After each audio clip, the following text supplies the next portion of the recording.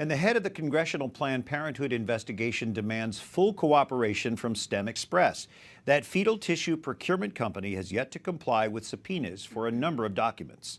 Tennessee Representative Marsha Blackburn sent a letter today to STEM Express's CEO saying, "We have yet to receive accounting, banking, and other business documents for which subpoenas were issued to STEM Express. Instead, we have received attorney-created estimates and summaries without backup materials."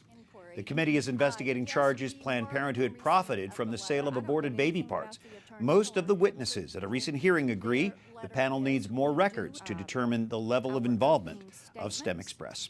Jeanne Mancini, president of March for Life, is with us. What do you find most striking about this investigation, Jeanne? You know what's most striking is how widespread this problem is. I mean, Planned Parenthood has said again and again and again that this is not a widespread problem, that this is just, one or two or three clinics.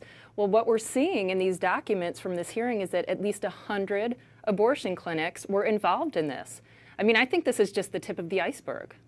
Do you think STEM Express is cooperating, and why is it so important that we get that cooperation in this investigation? Well, I think what we're absolutely seeing is that abortion businesses are profiting off of these interactions. So what we're seeing is that STEM Express basically made this to be a financially profitable thing and advertised it as such to abortion clinics. And they put in a full-time person into abortion clinics. They paid their salary, they paid, benefits and everything, so that any financial benefit that Planned Parenthood or other abortion clinics were receiving weren't going just to cover the cost of these transactions, because that was totally covered. So what's obvious here is that the abortion clinics were making money, and why that is an issue is because it's illegal for anyone to profit off of the sale of fetal tissue.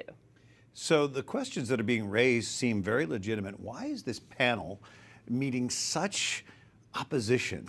It's a great question, and I think it's because we're uncovering really seedy behavior here and potentially illegal behavior. The other side doesn't like that. Why do you think it's important that the investigation continue until we have a complete report? It would be totally unethical, as we're beginning to see more and more illegal behavior, or potentially illegal behavior, for the panel not to continue covering this. I mean, it's an absolute necessity, ethically speaking. Do you think we'll get to the bottom of the facts, and will something happen as a result? We saw fact after fact after fact come out of this last committee, so I just really encourage that panel to continue despite the other side, trying to make this into something that it's not. Jeanne Mancini with March for Life. It's always good to see you. Thank you. It's a pleasure. Thanks for having me, Brian.